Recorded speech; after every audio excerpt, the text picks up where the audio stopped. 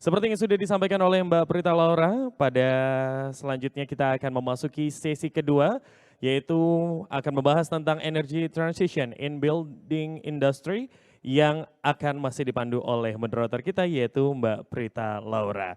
Kepada Mbak Prita Laura, kami persilakan. Oh iya, terima kasih sekali lagi. Kita akan lanjutkan dalam sesi kedua dalam perbincangan kita kali ini. Temanya masih sama, mengenai sustainable finance for net zero green building, opportunity, challenge, dan juga implementasinya. Nah, kalau tadi kita sudah mendengarkan dari sisi pengambil kebijakan, bagaimana mendorong green building dan juga existing building, kemudian bertransformasi ke green building. Sekarang kita akan lebih lanjut mengetahui energy transition in building industry selama 1 jam ke depan. Dan di sini kita akan membahas mengenai strategi nasional untuk transisi menuju energi terbarukan beserta juga tantangannya, persiapan sektor industri untuk mendukung transisi energi terbarukan, kemudian bagaimana meningkatkan kesadaran akan pentingnya efisiensi energi untuk mendukung transisi energi terbarukan, dan akan juga dibahas mengenai beberapa case study yang telah berjalan dengan baik. Nah, para pembicara kita hari ini saya akan langsung perkenalkan yang sudah bergabung bersama kita. Ada Ibu secara online, ada Ibu Mada Hapsari, ya, sebagai founder dari PT Enertek Mitra Solusi. Selamat datang Ibu Mada Hapsari. Ya, dan kemudian nanti juga sudah akan bergabung bersama kita ada Bapak Chandra M. Makmun selaku Direktur dari PT Putra Sinar Permata, ya, di South Quarter part of Intiland, dan kemudian juga sudah bergabung bersama kita. We have Miss Lata Ganes as the Senior Assistant Director, External Relation Department Energy Market Authority of Singapore. Dan kita juga sudah memiliki di sini hadir Bapak Iwan Priyanto, Chairperson dari GBC Indonesia. Baik Bapak Ibu hadirin sekalian, rules dialog ini masih sama. Silahkan jika Anda ingin bertanya, silahkan ajukan pertanyaan Anda di kolom Q&A. Nanti kita akan jawab dan juga ditujukan kepada siapa pertanyaannya.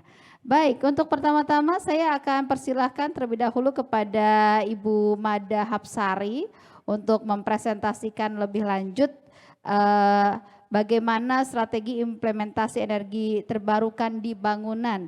Ibu Mada Hapsari ini saat ini menjabat sebagai founder PT Enertek Mitra Solusi, sebuah perusahaan yang berfokus pada layanan energi, efisiensi energi, dan renewable energy. Dan Ibu Mada Hapsari ini pernah menjabat sebagai Managing Director dari PT Arya Watala Capital, sebuah perusahaan energi terbarukan Indonesia, independent power producer yang fokus pada PV atau solar photovoltaik, ya. Baik, kami persilakan kepada Ibu Mada untuk presentasinya. 10 menit waktunya dari sekarang, Ibu. Silakan. Terima kasih Mbak Laura. Selamat pagi semuanya. Senang sekali hari ini bisa hadir untuk memberikan sharing discussion mengenai pengembangan energi efisiensi dan juga renewable energy dalam proses untuk energi transisi di Indonesia. Mungkin saya akan minta tolong untuk slide-nya.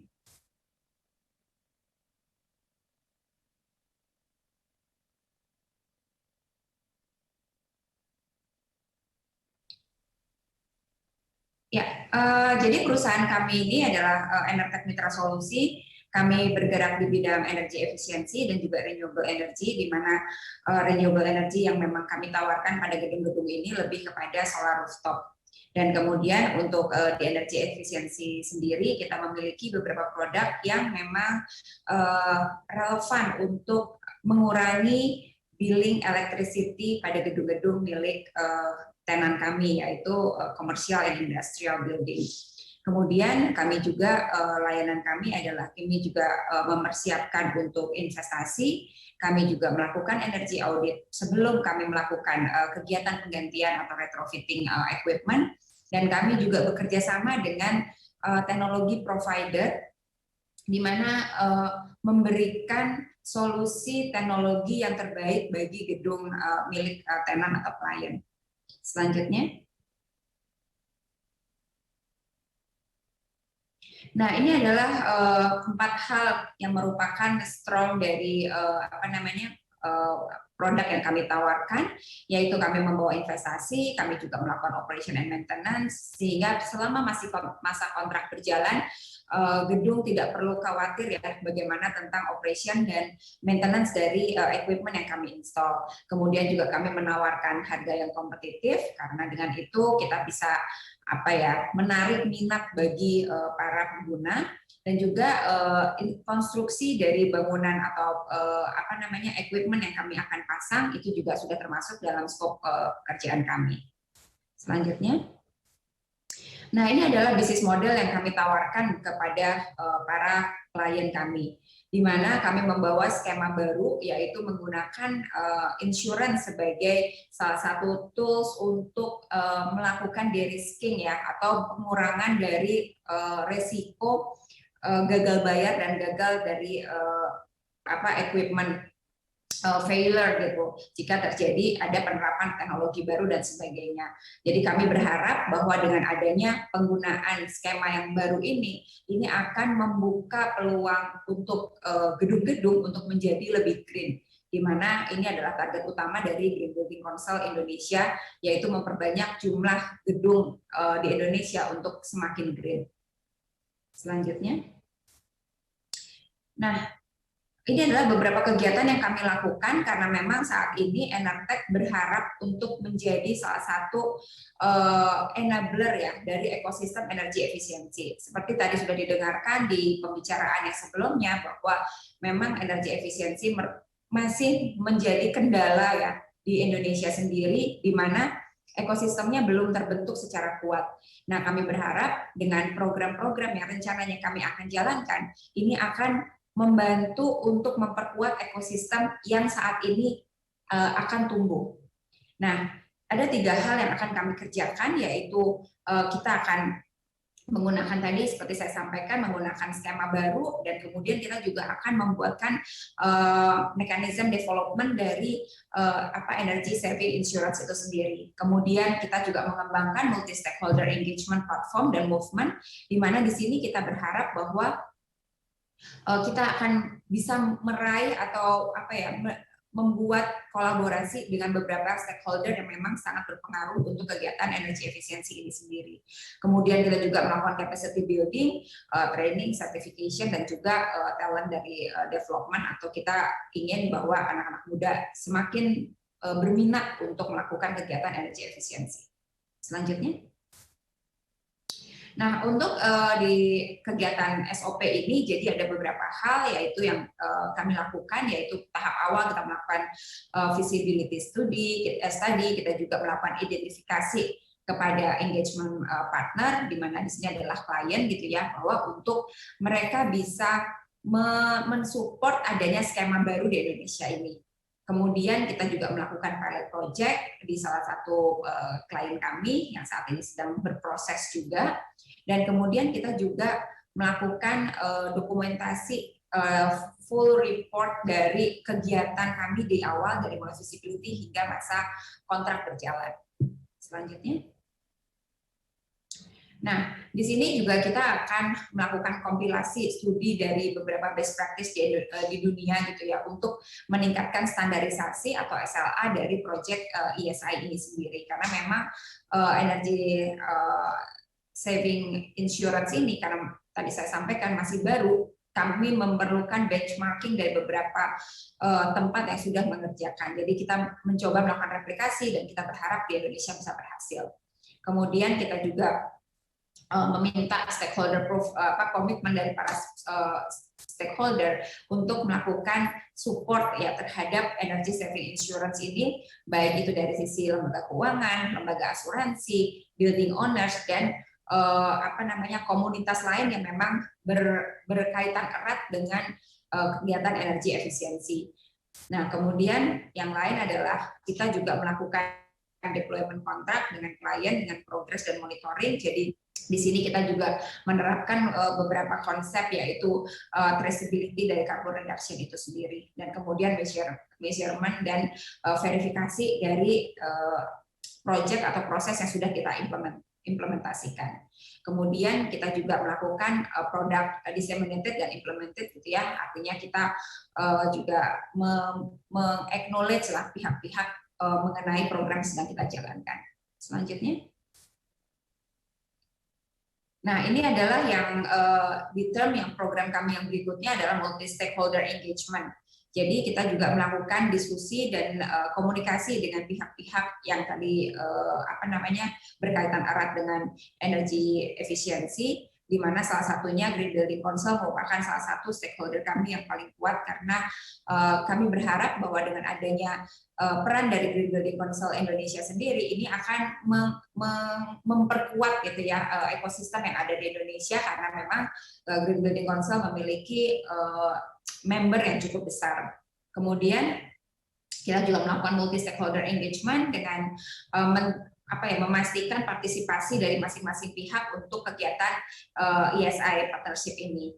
Kemudian kita juga melakukan establishment dari energi efisiensi dengan menggunakan platform. Jadi nanti kami akan membangun satu platform untuk seperti semacam website atau ya marketplace, tapi untuk energi efisiensi, agar para pemangku kepentingan dan juga para pengguna dan teknologi provider itu bisa bergabung di platform tersebut agar memudahkan lah B2B gitu ya prosesnya untuk saling mengenal siapa-siapa saja sebetulnya ekosistem energi efisiensi yang ada di Indonesia. Selanjutnya. Dan ini juga kita juga melakukan beberapa kegiatan, contohnya seperti ada focus group discussion, ada webinar, ada gathering. Kemudian juga saat ini kita sedang dalam proses untuk membangun hub creation gitu kita sebutkan ya, untuk komunitas energi efisiensi yang utamanya adalah pada generasi milenial, yang kita sebut namanya dengan STRUM. STRUM itu adalah singkatan dari Society of Energy Efficiency Trust Movement. Jadi kami ingin bahwa dengan gerakan ini kita mengajak para anak muda milenial untuk lebih aware bahwa energi efisiensi ini merupakan salah satu peluang yang baik bagi mereka untuk mengejar career job dalam pembentukan green job di Indonesia. Kemudian web platform yang saat ini sedang kami proses, kita juga sudah menghitung berapa kira-kira member yang akan bergabung di kegiatan tersebut. Saat ini sudah mencapai sekitar 25 stakeholder kami yang akan bergabung pada platform tersebut. Kemudian juga kita melakukan kegiatan campaign melalui media gathering dan lain sebagainya untuk memastikan bahwa informasi ini bisa disebarluaskan kepada masyarakat. Selanjutnya. Mada, boleh tolong masuk ke dalam kesimpulan karena waktunya sudah habis sebenarnya. Terima kasih. Oke, baik. Nah, yang terakhir ini adalah capacity building, di mana kita ingin melakukan proses training dan sertifikasi kepada tenaga ahli untuk di bidang energi efisiensi itu sendiri. Nah, mungkin karena waktunya sudah mau habis, saya cuma mau menampilkan slide terakhir kegiatan yang sudah kami lakukan. Selanjutnya. Mungkin, nah ini adalah beberapa kegiatan yang sudah saat ini berjalan, sudah kita lakukan, ada sosialisasi dan juga kita melakukan komunikasi dengan beberapa pihak.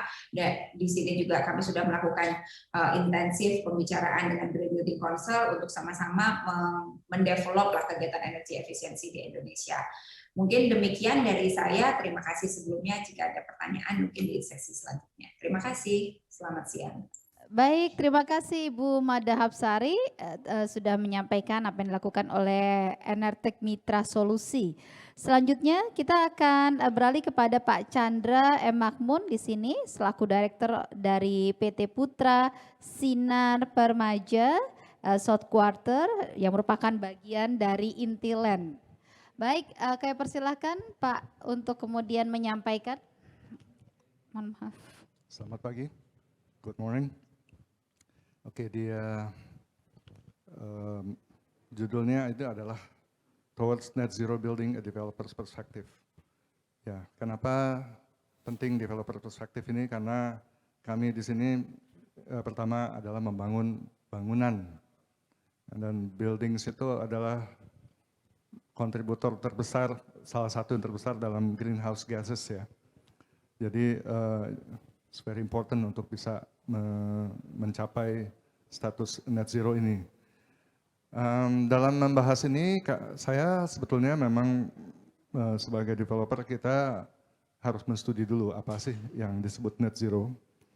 And the Green Building Council, World Green Building Council GBC itu setelah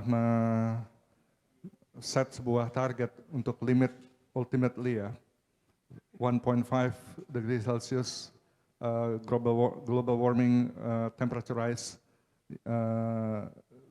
dibatas di situ. Dan ini sesuatu yang cukup sulit sehingga ditargetkan untuk bisa dicapai di 2050. Nah, untuk 2030 dari GBC Indonesia, mungkin Pak Iwan bisa membetulkan kalau saya salah, itu semua building baru, bangunan baru itu akan diset supaya mencapai sebuah net zero level dalam operationnya. Dan seluruh building itu akan tercapai net zero level pada 2050. Next. Nah, sebagai developer, apa sih sebetulnya net zero building? Pertanyaan itu akan muncul. Jadi, what is net zero building? How can we achieve it? And at what cost? Will the market absorb? Jadi, ini pertanyaan yang harus kita jawab ya. Dan saya mulai dengan mencari definisinya. Next. Jadi, kalau menurut UN, net zero itu adalah kita cut atau kita cutting greenhouse gas emissions to as close as to zero as possible, and with any remaining emissions reabsorbed from the atmosphere by ocean and forest, for instance. Cukup susah ya. Jadi intinya adalah kalau ada greenhouse gases kita harus mengkompensasinya dengan energi yang lain. Nah, greenhouse gas itu apa sih? Greenhouse itu adalah terutama didominasi oleh karbon ya. Karena itu kadang-kadang kita bilangnya juga net zero carbon emission. Next. Dalam konteks bangunan, building, kita itu kadang-kadang mengubah istilahnya menjadi net zero energy. Karena ini berkaitan dengan bagaimana kita bisa mengurangi karbon, tapi pada saat yang bersamaan kita menciptakan energi yang dalam hal ini adalah renewable energy on site. Next. Ini sedikit simplified diagram untuk prinsip dari net zero energy building. Jadi apabila energi itu membutuhkan electricity untuk cooling atau heating, kita nggak ada heating di sini ya. Jadi sumbernya itu bisa on-site atau off-site renewable energy yang akan dideliver ke bangunan tersebut. Dan sebaliknya kalau memang berlebih, dia akan dikembalikan ke sumbernya, apakah dia grid atau on grid atau off grid ya, berhubungan dengan sumber energi pemerintah gitu atau bukan. Dan next, ini skip aja next. Dan ini kami mengambil contoh yang gampang aja dari proyek kami sendiri, yaitu tempat kita sekarang berada di South Quarter. Jadi South Quarter itu developed by Intiland. Intiland itu adalah salah satu one of the corporate founding members of GBC Indonesia. Jadi kita memiliki komitmen untuk menggunakan rating system yang diberikan oleh GBC Indonesia untuk mencapai sertifikasi bangunan green building. Dan ini sudah kita capai. Next. Dan sejak 2015. Design Recognition and then Final Assessment atau New Building Gold Certificate di 2017, existing building yang baru-baru saja kita terima dalam 2022. Selain itu kita juga pernah mencoba EDGE Green Certificate, dan di luar masalah green building ataupun sustainable design criteria, kita juga mendapatkan awards yang cukup bergengsi. Baru-baru ini adalah FIAPSI World Gold Winner Awards 2022 di Paris kalau nggak salah waktu itu ya. Dan along the way banyak ya kira-kira 12 international awards. Ini hanya saya sampaikan prinsipnya adalah apa yang kita lakukan untuk South Quarter? Next. Ya. Itu basically adalah kombinasi antara passive design sama optimize atau active design, which is prinsip efisiensi ya. Dan ini kita bisa lihat di slide, next slide. Oke. Nah, where's the no?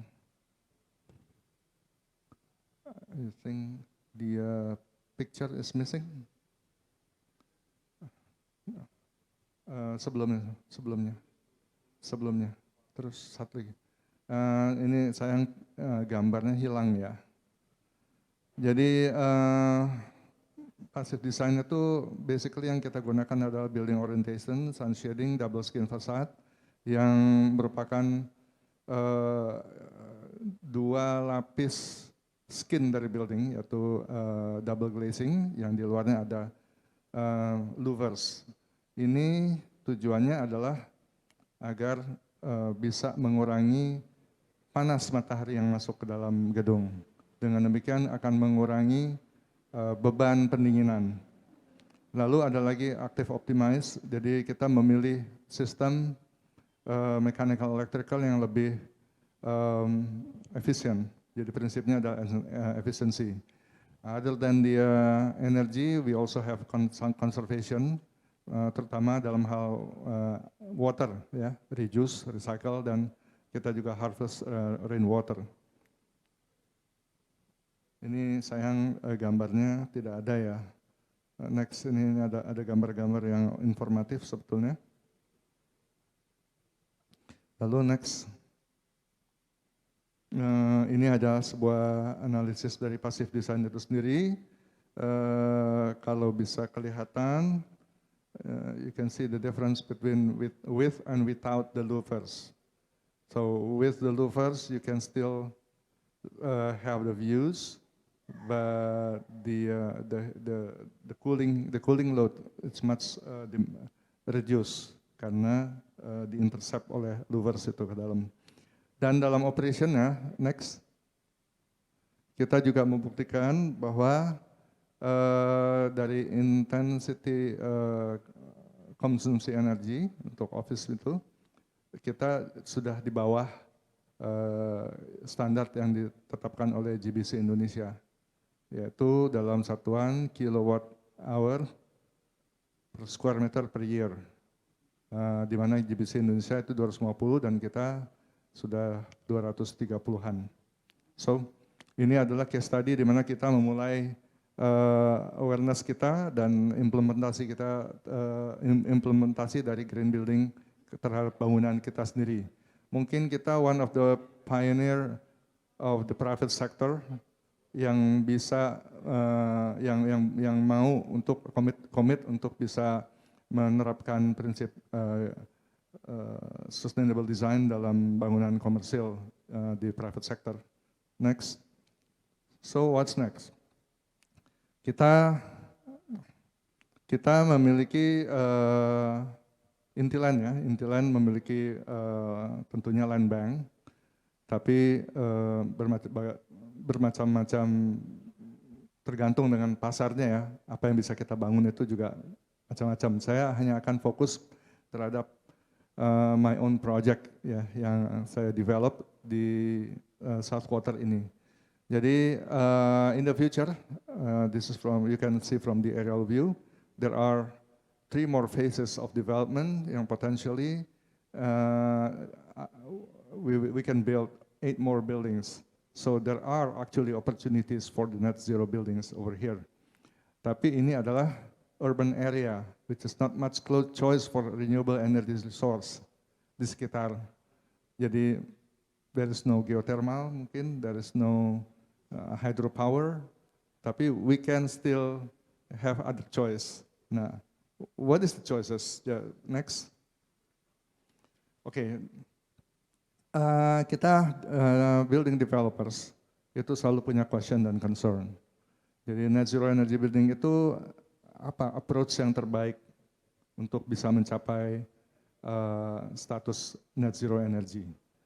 Lalu cost concern terutama. Nah, cost untuk decarbonize, cost untuk provide renewable energy. Tentunya kita tahu equipment itu pasti masih banyak yang kita harus, we have to import the equipment, and we have to import the advanced technologies, dan it would be costly. Nah, the cost to accommodate, to procure atau to connect to the grid system is also quite high. Lalu operation and maintenance. We have to make sure gitu bahwa the system would be reliable. Dan selanjutnya kita juga harus melihat market potentials. Jadi apakah semua ini bisa meng-increase demand. Kita harus cek selling price dan kita harus lihat benefits-nya bagaimana. Sebab pengalaman kami di South Quarter, it's very hard to tell the local tenants the background of the sustainable design unless we tell them it will save your electricity bill. Then they will agree with that.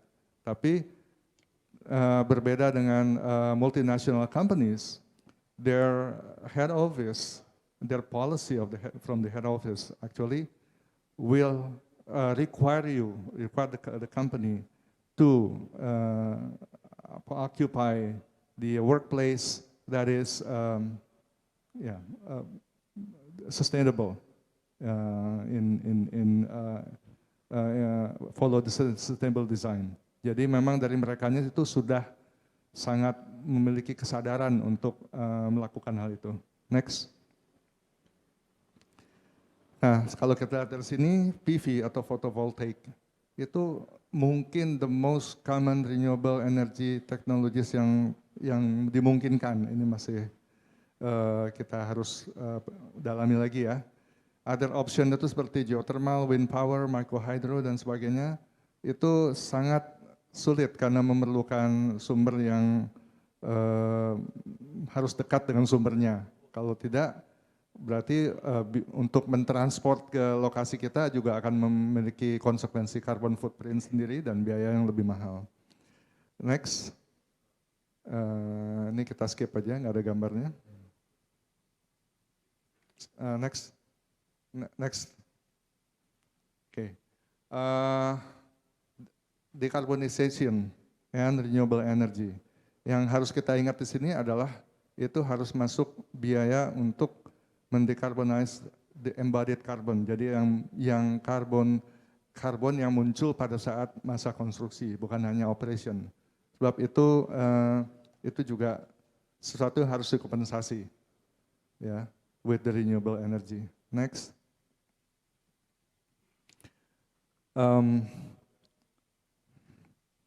Jadi tadi sudah dibahas kalau untuk wind itu butuh lahan yang mungkin terbuka ya, dan mungkin tidak sesuai dengan lokasi yang di urban area. Kalau untuk geothermal dan hydro itu harus dekat dengan sumbernya, sehingga ya juga cukup sulit. Masa kantor kita ada di tempat yang di dekat gunung berapi misalnya gitu ya. Ya, cukup sulit untuk bisa membangkitkan renewable energy dari itu. Yang paling mungkin adalah dilakukan solar energy tadi. Biomass pun demikian, mungkin ada masalah comfort karena dia memiliki mungkin efek ke lingkungan yang kurang nyaman. Next. Jadi apakah net zero building cost itu higher? Jadi ada study yang examine 34 buildings in hot and humid climate. Kenapa hot and humid climate? Sebab kita Indonesia adalah hot and humid climate ya. Dan itu ternyata mereka dari survei itu jadi high technology dengan advanced energy efficiency itu harus di-apply untuk mengimprove performance dari building. Tapi even high performance technologies itu belum tentu guarantee high energy performance, dan itu menyebabkan high cost, baik untuk procurement maupun untuk maintenance. Oke, jadi further financial concern. Jadi ini mungkin yang akan sangat penting bagi next slide. yang sangat penting bagi developers adalah ya kalau kita invest untuk membangun, bangunan itu baru selesai kira-kira bangunan seperti SQ ini selesai mungkin pembangunannya saja 3 tahun kira-kira. Nah kalau kita mau bangunan itu sebagai investment properties, dan kita dapat penghasilan dari sewa, the break even point untuk recurring income seperti investment properties ini, itu akan take even longer time, mungkin forever. Lalu property owners itu struggle with the prevailing market selling price yang ada di luar ataupun rental rates, while the tenants enjoy the benefits that can be claimed from developing net zero buildings. Ya, jadi ini yang harus dicari oleh pihak oleh financial institution, bagaimana caranya. Nah, kita ada pandangan dari ini. Next slide, please. Ya, ini seolah-olah kita, do we have to spend more money to save money? Ironic ya. Next slide.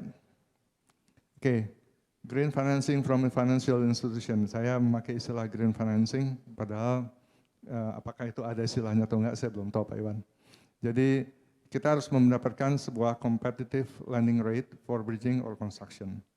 Lalu mungkin kita mau mitigate risk ya, financial risk, because we have the technical risk also and financial risk.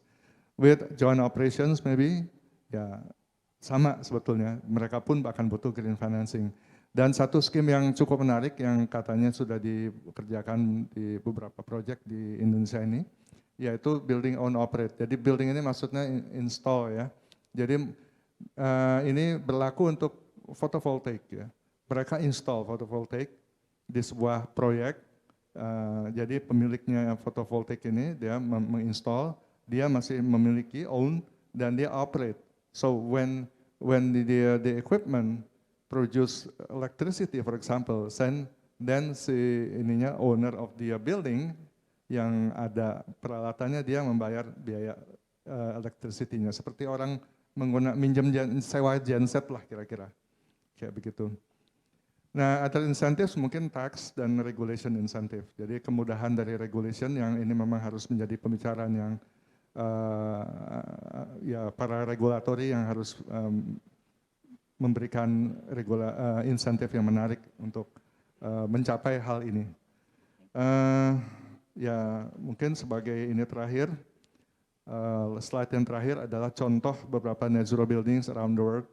Saya ambil yang Singapura karena ini yang paling dekat iklimnya dengan kami. Ini juga dari BCA ya, BCA itu seperti dinas tata kotanya gitu di sana. Lalu di Hong Kong juga ada yang lebih ke ecological park.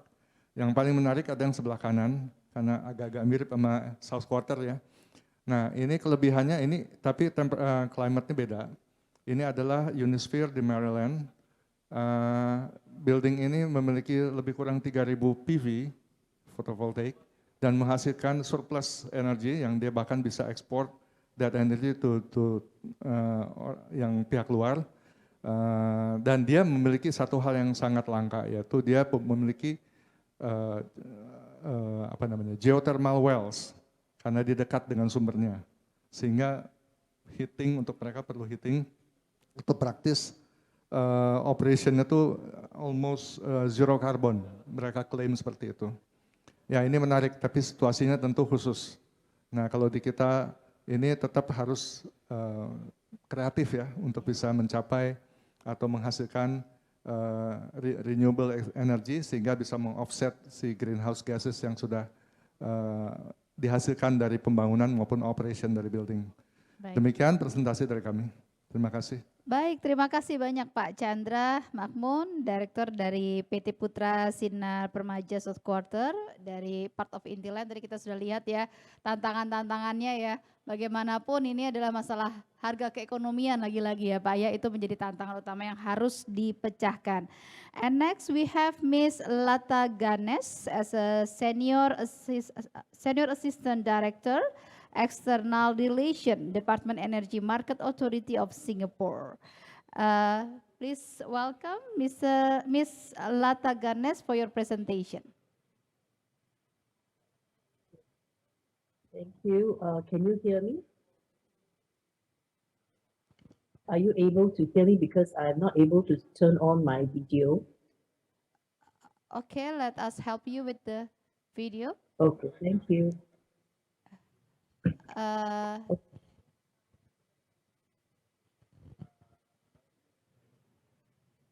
Uh, okay, okay. thank you. Yes, I got the Would you message. like to try again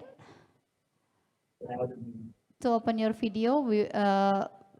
We're checking the system here.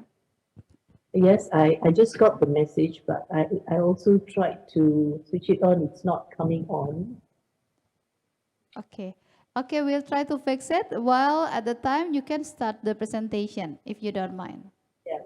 Can you have the slides, my slides up? I have Yes. sent a deck of slides for my presentation. Yes, we can see your slides. Okay, Yes. great. Thank you. Yes, actually, I'm back from the Energy Market Authority of Singapore, and I'm just give me a minute. I'm that is the Energy Market Authority, and we are the regulator for the electricity and gas industry in Singapore. So I will be sharing the energy efficient practices for building sector, and just I would like to thank Indonesia Ministry of Mines and Energy for Ministry of Energy and Mineral Resources for allowing me to present at this seminar, and I'm very pleased to share more about Singapore's green building policies and initiatives, as well as developments that have contributed towards uh, our the overall greening of our goal of our sustainability goals to achieve our sustainability goals towards net zero emissions as a move towards net zero emissions. So before I begin, I would like to just take this opportunity to share that a key finding of the International Energy Agency's Net Zero by 2050 report had actually identified that energy efficiency improvements and the electrification can actually reduce up to 70% of the emissions in buildings, or rather building related emissions through to 2050. This is a significant contribution from the building sector. And I think in this regard, I think governments around the world, especially in this region, Southeast Asia, where energy demand in the building sector is increasing at a very, very significant rate. So I think efforts towards building energy efficiencies in the building sector is quite critical. Can I have, okay, can we go back? I'll just go back to the very quickly. I just want to share that in February this year, we have actually raised our ambition to achieve net zero emissions by or around mid-century.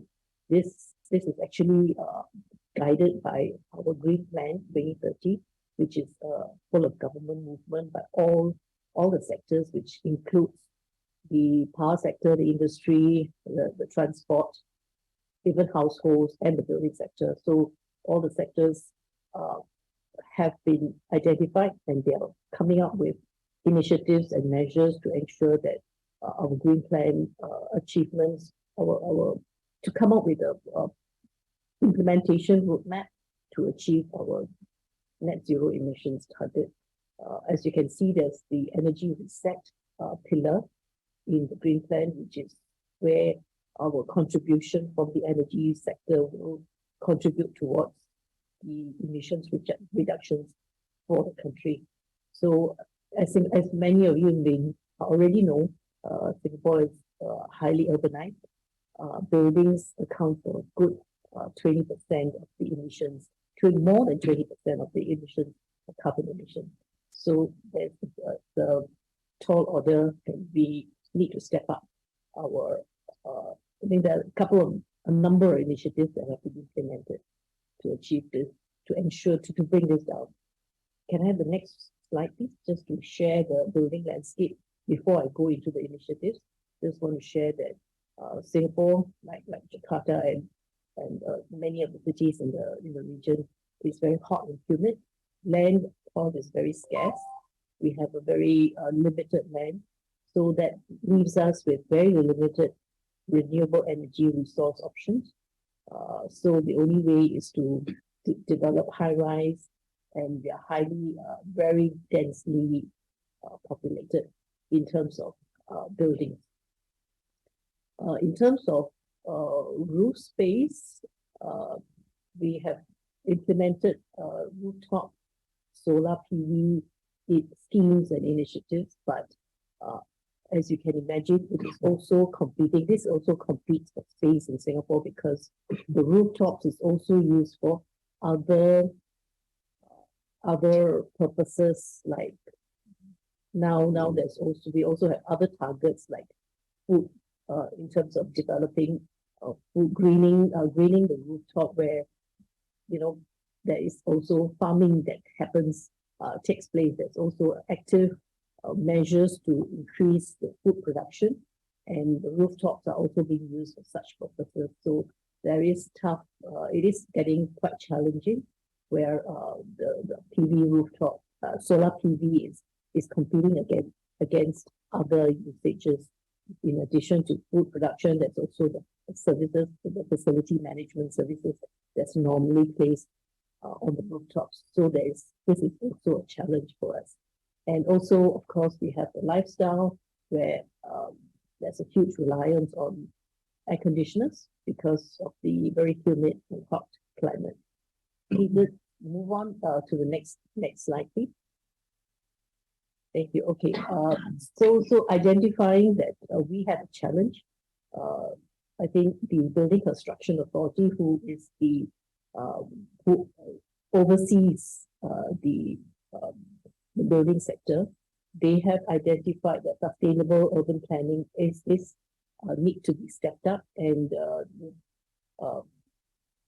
so before 2000s, there were guidelines of sustainable buildings were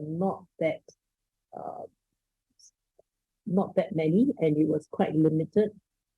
They were not focused on the tropics. They were mainly more for the cooler climates, more temperate climates like Europe and the US.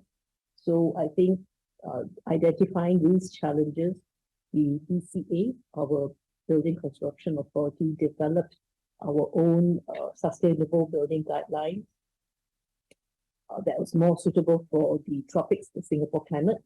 And since 2005, Singapore has taken the first steps to introduce the BCA Green Mark scheme.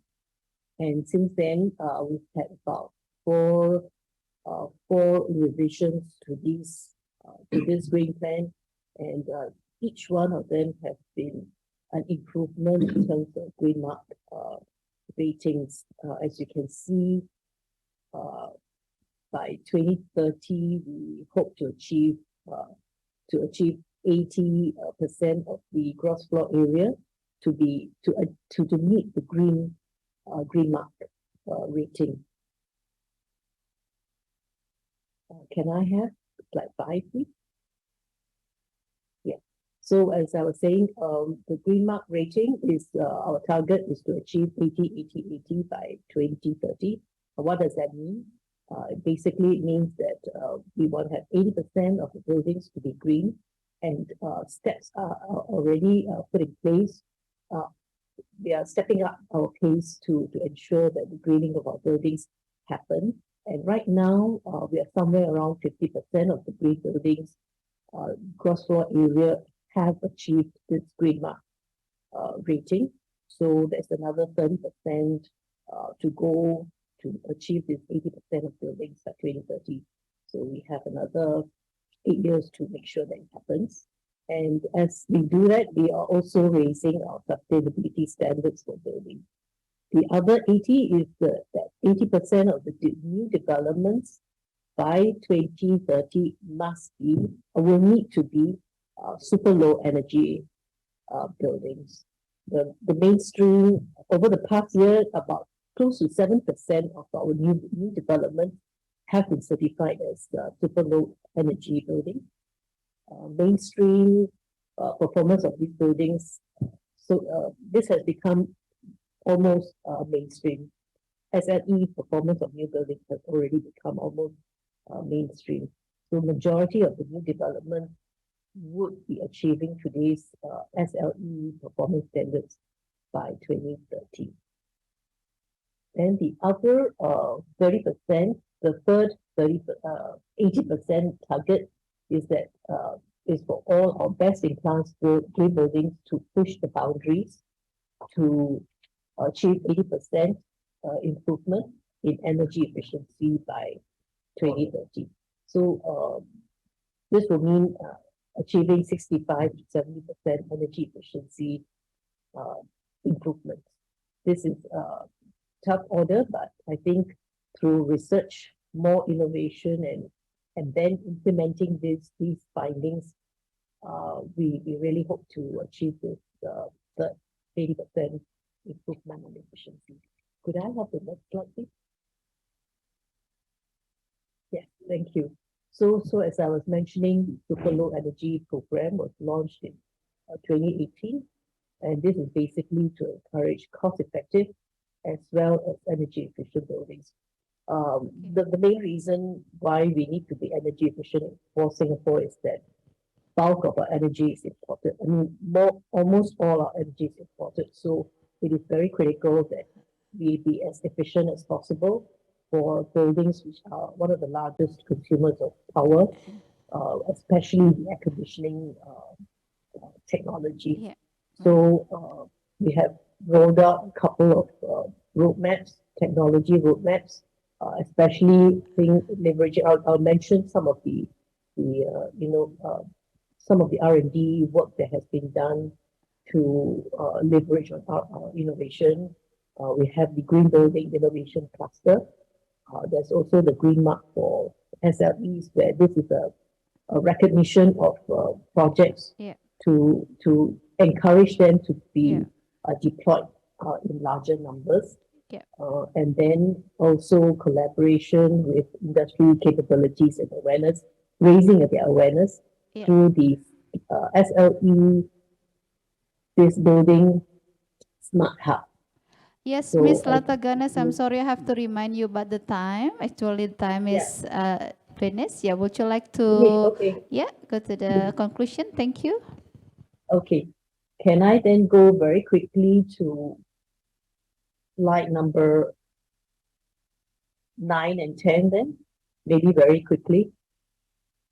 Because some of these, the roadmaps that we have is actually to cover some of the mentions that was mentioned earlier: passive design, energy efficient equipments, and smart technologies, and of course the other final one,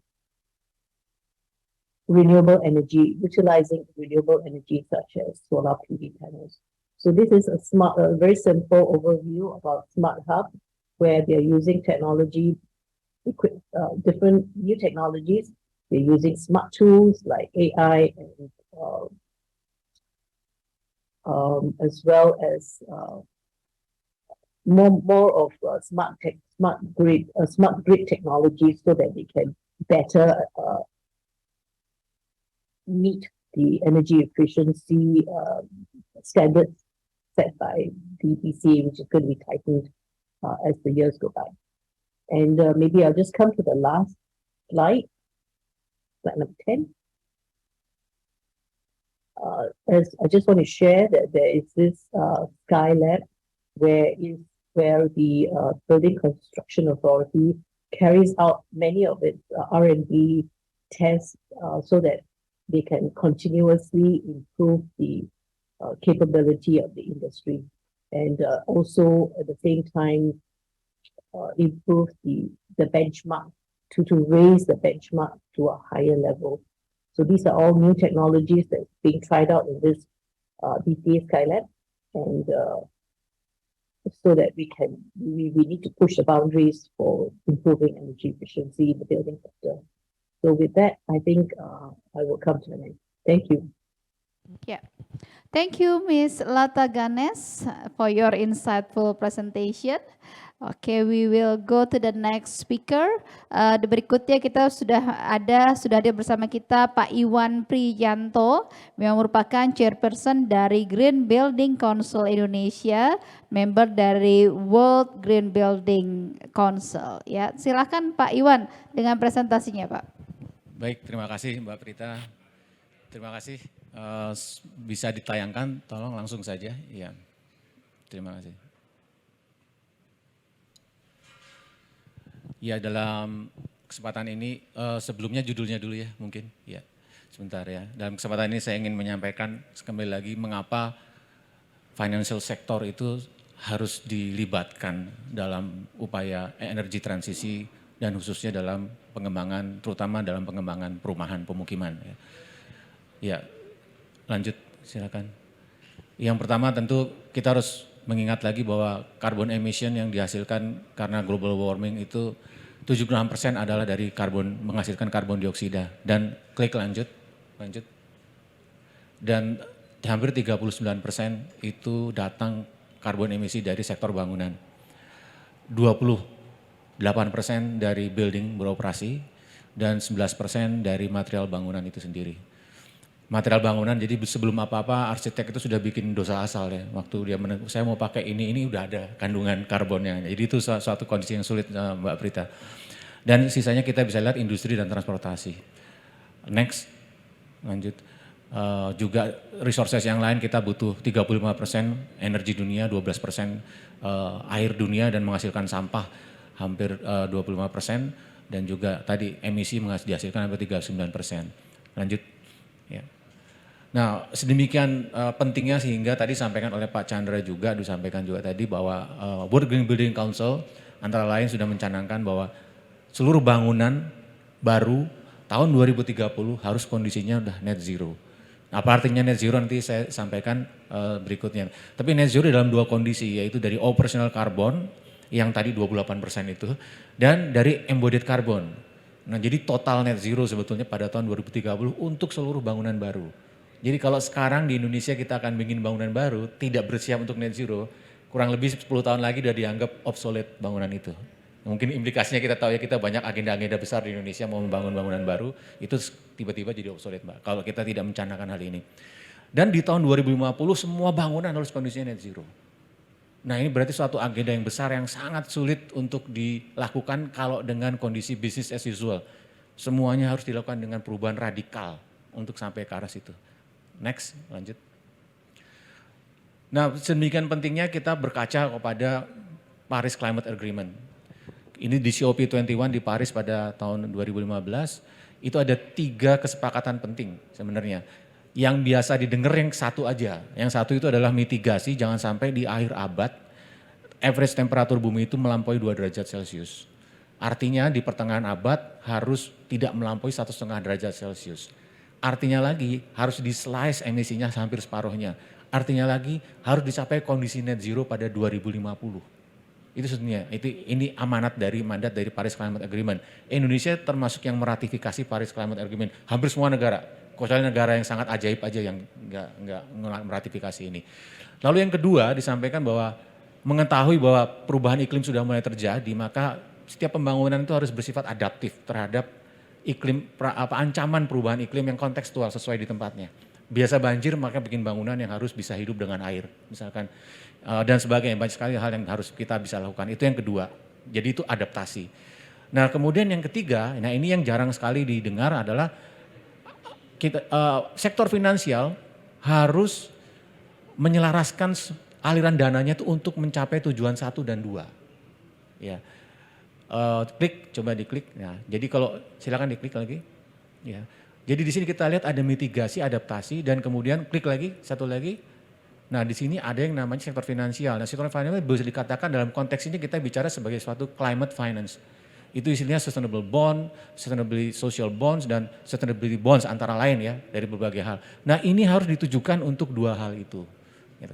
Yang menarik tidak disebut sektor industri, tidak disebut sektor energi, tidak disebut sektor bangunan, ya, tidak disebut sektor yang lain kecuali sektor finansial. Dengan kata lain, ini adalah suatu pengakuan bahwa sesungguhnya pembangunan di muka bumi ini panglimanya adalah sektor finansial.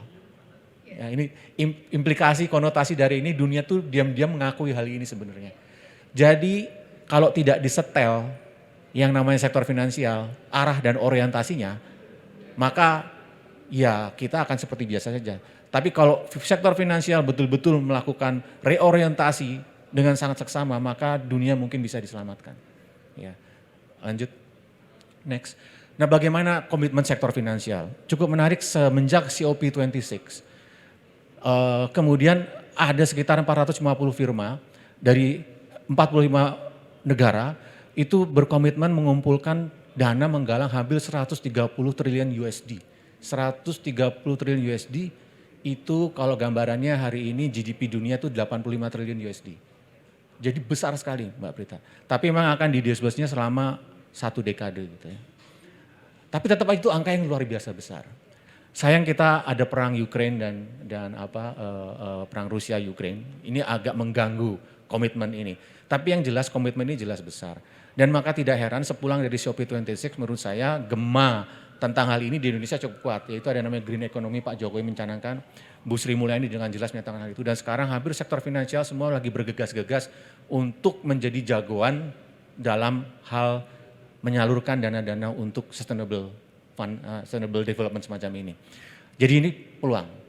Apakah peluang ini bisa kita manfaatkan? Dana ini luar biasa besar. Apakah Indonesia bisa menjadi resipien atau negara-negara ini bisa jadi resipien untuk dana-dana semacam ini? Mari kita lihat lanjut. Lanjut. Ya, ini adalah fakta yang ada di lapangan ya, yang cukup menarik. Nah, fakta yang di lapangan adalah Global Sustainable Fund flow-nya itu hampir 80% jatuhnya tahun 2021 jatuhnya semua di Eropa. Ya, dan sedikit saja di Amerika dan sisanya rest of the world itu paling cuma kurang dari 5%. Pertanyaannya mengapa demikian? Ada apa di balik ini? Kalau saya berpikiran positif, satu hal saja yang bisa saya sampaikan, mengapa ini tidak terjadi?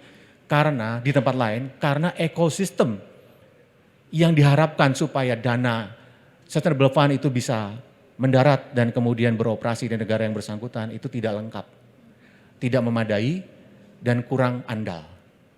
Nah, jadi tantangannya bagaimana Indonesia kalau mau menjalankan green economy, kita harus memiliki satu ekosistem yang lengkap, semacam hal itu. Lanjut. Nah, lalu bagaimana emisi di Indonesia? Sebelum kita bicara yang jelas, tadi saya menyampaikan pentingnya sektor finansial.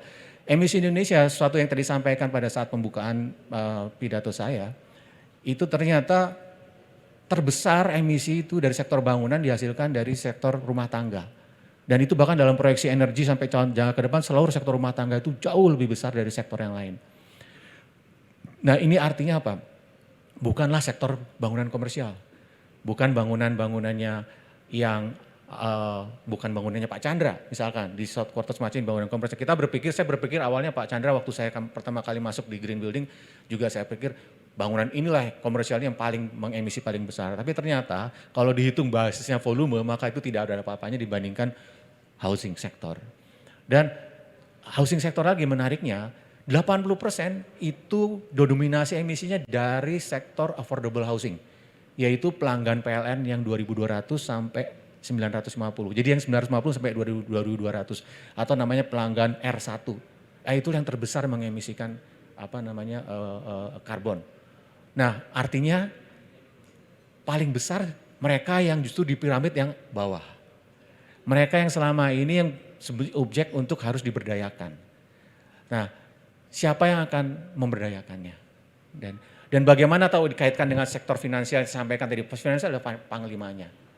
Sementara faktanya di Indonesia adalah ini, dan saya pikir ini bukan hanya fakta Indonesia, mungkin juga di beberapa besar di developing countries yang populasinya masih tinggi, masih akan bergerak tumbuh tinggi, itu pasti faktanya kurang lebih seperti ini, seperti Indonesia. Lanjut, ya. Dan di Indonesia, meskipun demikian, housing itu paling tinggi, ya, urban paling tinggi, tapi tolong diklik lagi next. Tapi ternyata, sebelumnya, tapi ternyata bahwa hampir sebagian besar komitmen kita, saya merasa masih tumpu pada supply side dari sisi energi, dari sisi agriculture dan forestry. Itu andalan Indonesia, dalam NDC andalan kita itu. Ya. Tapi kita jarang sekali menyebut dari sektor demand, yaitu apa? Yaitu lingkungan binaan, yaitu perkotaan, yaitu bangunan. Yang sebenarnya mengenerate demand, menghasilkan, mengabsorb resources, yang kemudian juga menimbulkan industri, pengolahan, dan kemudian ditransportasikan menghasilkan emisi lagi sampailah ke kota. Gitu. Nah, bagaimana ceritanya kalau kita hanya mengandalkan penurunan emisi itu hanya dari supply side saja tanpa mengendalikan dari demand. Nah, saya sangat menarik tadi pernyataan-pernyataan disampaikan Bu Puspa, terutama karena Bu Puspa dari Direktur Konservasi Energi. Kalau konservasi energi bicaranya tentu adalah bagaimana menurunkan demand. Gitu. Nah, menurunkan demand ini kalah seksi daripada mengenerate renewable energy. Nah, sesungguhnya trajektorinya itu harus menurunkan demand terlebih dahulu, baru bicara renewable energy, baru supply-nya. Nah, saya berpikir kalau Indonesia bisa juga mendeklar atau memiliki program yang masif, yang kuat sekali dalam sektor demand, yaitu pembangunan, maka harapannya pencapaian karbon netral itu tidak perlu 2060, masih bisa juga 2050, karena tidak melibatkan sektor yang ini. Sebagai suatu otokritik atau analogi saja, kita selama ini disibukkan dengan bagaimana subsidi BBM, tapi tidak pernah dibahas tentang bagaimana kita mengkonsumsi BBM. Seharusnya adalah pengendalian konsumsi BBM menjadi salah satu program lebih penting dulu sebelum bicara tentang supply BBM. Ya, lanjut. Nah, ini adalah kurang lebih bagaimana trajektori menuju ke net zero. Yang pertama, low embodied carbon. Kita harus menggunakan sebisa mungkin adalah material bangunan yang memang rendah emisi. Ceritanya panjang dan lebar, saya tidak akan bahas di sini. Tapi yang kemudian yang menarik ada tentang operational carbon. Nah, operational carbon itu yang pertama kali adalah mari kita tidak gunakan energi kalau tidak perlu energi. Itu adalah cara paling baik untuk menghemat energi adalah tidak menggunakan energi. Ya, kalau tidak perlu energi. Kalau kita bisa tidak pakai AC, kenapa harus pakai AC? Kalau kita bisa pakai sepeda, kenapa harus pakai motor? Kalau kita bisa berjalan kaki, kenapa harus pakai kendaraan dan sebagainya. Nah, hal-hal semacam itu yang harusnya dikumandangkan. Karena kita di negara tropis yang relatif tidak ada iklim ekstrim, seharusnya kita bisa embracing the nature. Cuma tantangannya mungkin di lain pihak, outdoor air quality kita sangat buruk. Nah, outdoor air quality yang buruk itu itulah usaha pemerintah. Sebab apa? Di balik-balik ujungnya adalah karena pembakaran. Pembakaran dari pembakaran sampah, dari pembakaran hasil gas buang dari PLTU batu bara yang itu mencemari udara di Jakarta contohnya. Nah, kemudian ada 3 pilar penting. Satu satu buildingnya sendiri, kedua finansial, dan yang ketiga adalah HR-nya, human SDM-nya, orangnya. Dan ini seringkali kalau kita bicara tentang net zero building, sebenarnya kita yang terpaku pada satu saja, buildingnya saja. Padahal yang harus dirubah secara radikal itu paling enggak 3 pilar itu. Ya. Dan di bawahnya tentu ada masalah awareness, ada knowledge, ada policy regulation yang memadai, dan juga sistem value dan seterusnya. Lanjut, next. Nah, kurang lebih inilah sebetulnya ekosistem yang kita harapkan terjadi. Ini saya ambil case kalau menggunakan sertifikasi Greenship ya, di mana Green Building Council bisa mengupayakan yang namanya carbon accountability ya dari suatu pembangunan, baik itu rumah atau bangunan. Dan kemudian pada saat yang sama sektor finansial memberikan financial accountability melalui green bonds-nya. Dan ini melahirkan apa? Antara lain green loans ya. Jadi pinjaman pinjaman lunak yang sifatnya green, dan yang paling penting adalah KPR hijau, green mortgage. Nah, di KPR hijau ini akan menjadi daya tarik yang bisa mengubah pasar. Pasar itu jangan diharapkan akan muncul idealisme. Ya, idealisme itu cuma 1% daripada saya sekali ya sangat sedikit sekali idealisme itu. Dalam bisnis case kami juga idealisme itu hanya awal-awal tahun, sisanya semua harus mekanisme pasar. Dan pun kalau sifatnya policy regulasi mandatori itu pun tidak selamanya akan bisa efektif. Efektif itu kalau memang itu secara alamiah pasar merasakan banyak manfaatnya embracing green building, banyak manfaatnya menggunakan net zero. Disitulah suatu bentuk konkret yang dinampakkan di Paris Agreement bahwa sektor finansial sesungguhnya adalah panglima dari semua perubahan radikal yang diharapkan. Ya, kira-kira demikian. Ya, lanjut.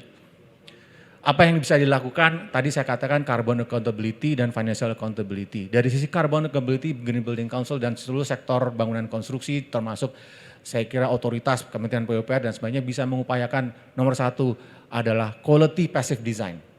Jadi yang pertama quality disampaikan juga tadi oleh Pak Chandra, quality passive design. Jadi belum bicara apapun tentang teknologi, tapi itu adalah domainnya arsitek dan arsitek landscape dan sebagainya untuk memastikan iklim microclimate-nya baik sehingga temperatur rata-rata turun di luar. Kemudian kita menggunakan, kalau bisa ventilasi alami, gunakan ventilasi sebesar-besarnya dengan fasad yang baik, mempertimbangkan arah angin, arah matahari dan sebagainya, dan temperatur yang sudah turun sehingga masuk sini kualitasnya cukup baik. Ya.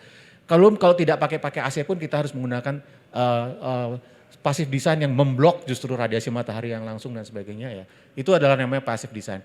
Selanjutnya baru kita bicara active design. Baru ngomong teknologi, pakai LED, pakai inverter, pakai regeneratif equipment dan sebagainya. Hal semacam itu, nah itu terjadi pada dua hal itu.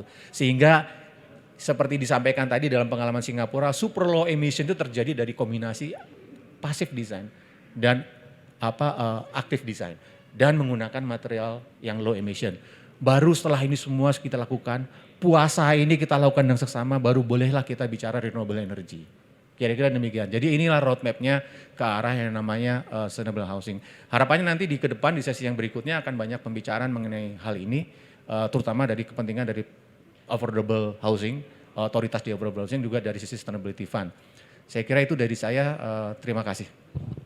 Baik, terima kasih banyak Pak Iwan Prianto yang sudah menyampaikan ya, sudah membukakan mata kita ya, bahwa ya memang seringkali kita mendorong lebih ke idealisme ya, kita harus membuka mata bahwa ya bagaimanapun mekanisme pasar ya yang mendorong hal tersebut, dan harga keekonomiannya bisa menjadi tantangan untuk kita dalam hal mendorong apapun yang berbau ekonomi hijau.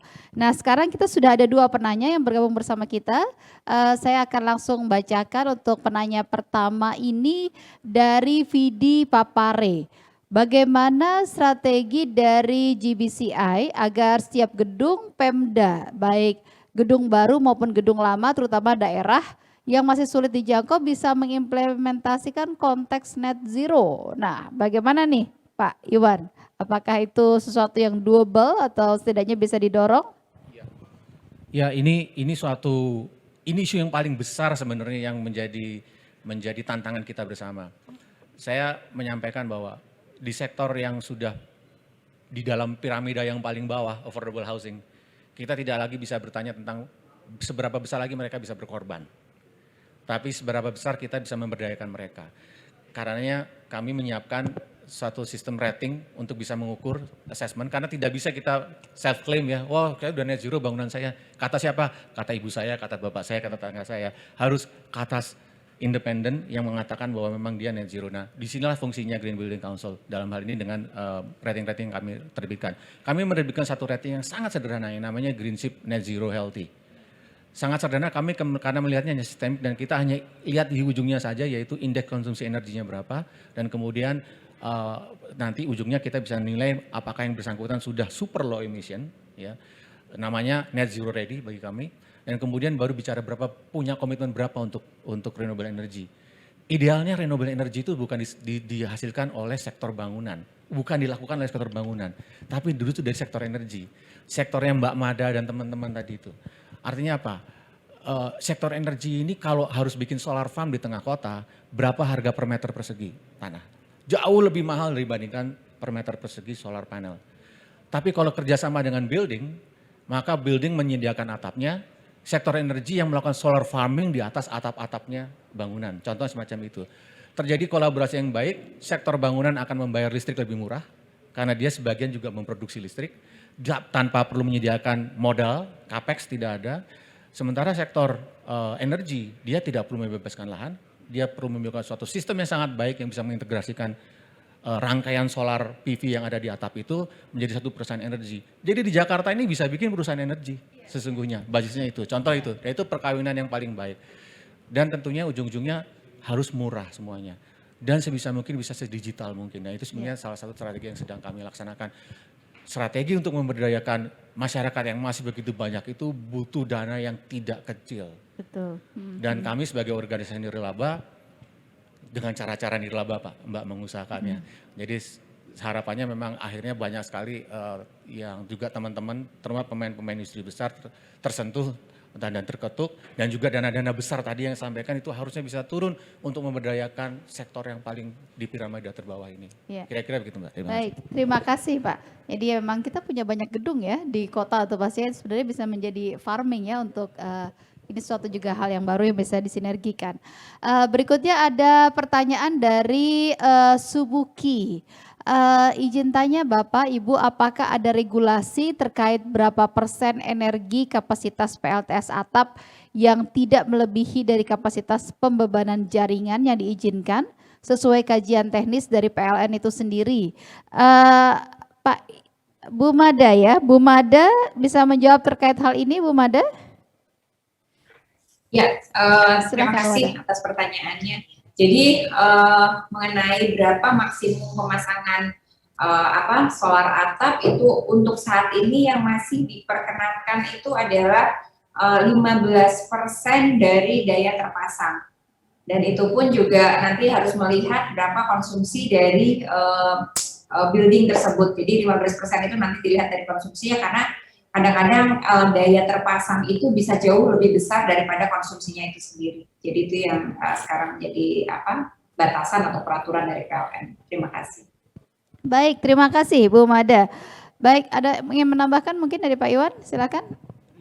Iya, saya kira ini tantangan bersama. Jadi kalau saya lihat NDC kita 2060, saya lihat success story-nya itu basisnya, key success strategy-nya itu dari perubahan modal sumber energi dari PLN sesungguhnya. Jadi harapannya nanti ke depan makin lama PLN makin sumbernya makin renewable energy. Ya. Sementara target 2050, 2060 sekalipun itu menurut saya sudah sangat dekat. Nah, saya hanya ingin berharap saja PLN itu salah satu corporate foundernya GBC juga. Notabene. Saya sangat berharap sekali bahwa PLN akan ke depan akan lebih progresif lagi, memberikan suatu kontribusinya untuk mendorong percepatan dan partisipasi publik untuk juga bisa terlibat dalam mengupayakan energi terbarukan ini. Jadi harusnya jangan 15% dong, ya kalau bisa 100%. Bahkan di negara lain bahkan ada insentif sebenarnya bagi mereka yang mau melakukan menggunakan atapnya untuk renewable energy atau siapapun yang berusaha untuk mendatangkan renewable energy. Terima kasih. Baik, terima kasih Pak Iwan. Pak Chandra ingin menambahkan, silakan untuk 2 pertanyaan tadi. Tidak ada ya, baik. Karena kita sudah memasuki akhir dari perbincangan kita, Bapak Ibu, I have a last question to Miss Lata Ganes. This is last question and also closing statement for you. The question is, as you heard in the discussion that economical price still be the big challenge in implementing the green building concept. I'm sorry, sudah leave Miss Lata. Oke. Mohon maaf Bapak Ibu, tampaknya Miss Lata Ganes sudah leave dari meeting kita kali ini. Saya akan langsung masuk saja kepada closing statement ini dari para narasumber. Saya minta para narasumber untuk menjawab satu pertanyaan yang sama. Kalau kita lihat tadi kan laundry list-nya ini masih banyak ya Pak ya, gitu ya untuk permasalahan ini. Tapi bagaimanapun kita sepakati kalau saya lihat dari dinamika diskusi ini we have to move anyway, gitu. Kita harus lakukan sebuah perubahan, kita harus bergerak. Nah, saya mau tanyakan adalah apa yang perlu didorong untuk kita bergerak bersama untuk mendorong agar green building ini bisa menjadi sebuah opsi yang menarik dan kemudian bisa lebih teramplifikasi lebih banyak lagi di Indonesia. Dimulai dari Bu Mada, silakan Bu Mada.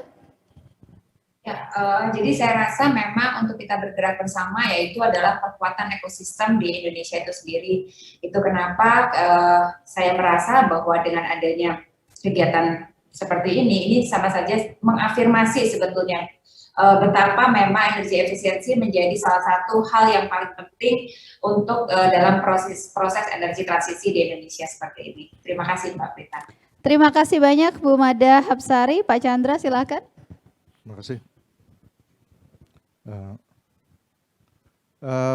Menarik tadi Pak Iwan menyampaikan bahwa human resource itu penting ya.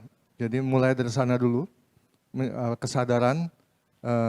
kesadaran untuk menyadari bahwa pentingnya net zero ini sebenarnya semua untuk kita semua. Jadi bukan hanya masalah biaya, masalah saving dan masalah yang lainnya ya, teknologi tinggi, tapi dampak yang akan dihasilkan terhadap isu yang ditandatangani atau dikeluarkan oleh dalam Paris Agreement itu memang kalau kita mikirkan dari sekarang itu kalau kita tidak menyadari hal itu akan mengerikan sekali gitu. Jadi mungkin itu dulu yang harus kita sadarkan ke dalam berbagai lapisan masyarakat ya. Nah setelah itu tentunya diikuti oleh para profesional untuk bisa mengawalnya menuju sebuah tercapainya tujuan yang tadi. Begitu saya pikir. Baik, terima kasih banyak Pak Chandra, M. Makmun, dan berikutnya Pak Iwan Priyanto, silakan. Iya baik, dari yang kita sudah bahas sampai sejauh ini Mbak Prita, yang kita paparkan sejauh ini juga, saya kira satu pelajaran yang penting ada bahwa dunia ini tidak akan bisa bergerak ke arah net zero tanpa kita juga mengimbres kepentingan dan juga skenario yang menuju net zero dari piramida yang terbawah. Piramida terbaru saya mengatakan itu berarti bukan hanya masalah kelas masyarakat yang bawah, tapi juga bicara dari negara maju dengan ke negara yang developing. Itu harus terjadi suatu balancing wealth, harus ada satu balancing pemberdayaan. Dan sebenarnya filosofi dari Paris Agreement yang ketiga itu jelas mengisyaratkan hal tersebut. Gitu. Nah karena ini forum seminar internasional, maka saya ingin mengetuk sebenarnya semua pihak, ya baik nasional maupun internasional, kita harus bisa berkolaborasi bersama dan menjajaki suatu pemberdayaan yang paling sulit yaitu di kelas yang piramida terbawah. Kalau kita bisa mengatasi hal itu, bolehlah kita bercita-cita bahwa kita akan lulus maju menjadi net zero pada kondisi 2050. Dan laboratorium itu lebih banyak di developing countries. Sementara dari sisi kita sendiri, kita harus banyak bersiap untuk hal itu. Kolaborasi di antara kita harus sangat strong dan kuat. Dan kita harus mempersiapkan diri agar kita cukup pantas untuk bisa mendapatkan pemberdayaan dari Sustainable Fund tadi untuk mengentaskan seluruh permasalahan kita, bukan hanya bicara tentang net zero sesungguhnya, tapi ini sebenarnya bicara tentang social sama economic justice yang ternyata harus in paralel dengan upaya-upaya sustainability. Jadi itu message yang paling besar. Jangan berpikir tentang kita akan bikin sesuatu yang bagus dan indah hanya sebagai satu single showcase saja. Tapi ini adalah satu pencapaian berjamaah, kolaboratif, yang clear bisa diukur, dan hasil dari effort dari semua, dari piramida atas sampai piramida bawah. Ya, tapi beneficiary-nya terbesar semua dari piramida terbawah. PR kita ada di situ. Terima kasih. Baik, terima kasih banyak Pak Iwan Priyanto. Kita berikan tepuk tangan untuk para narasumber kita di sini, luar biasa ya insight-nya ya. Kita percaya setelah momen ini akan ada langkah-langkah inspirasi-inspirasi selanjutnya yang menggerakkan langkah-langkah selanjutnya. Ya, Bapak Ibu hadirin sekalian, tadi kita sudah dengarkan bagaimana untuk permasalahan green building di Indonesia dan juga green finance-nya itu ya menjadi suatu hal yang juga masih scattered ya. Jadi yang ini melakukan ini, yang ini melakukan ini, perlu lakukan ini, masih upaya-upayanya masih scattered. Dan memang ini terjadi bisa dikatakan seluruh upaya untuk ekonomi hijau ini polanya lagi masih seperti itu begitu. Kemarin saya baru saja diskusi Pak di G20 juga terkait dengan extended producer responsibility, pengurangan sampah plastik. Itu juga begitu Pak, masih scattered juga di mana-mana.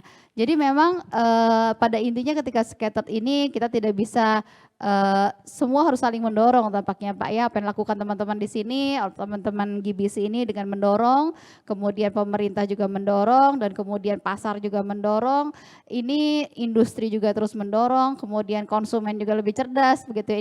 Ini semoga upaya saling mendorong ini bisa nanti menggerakkan sesuatu yang lebih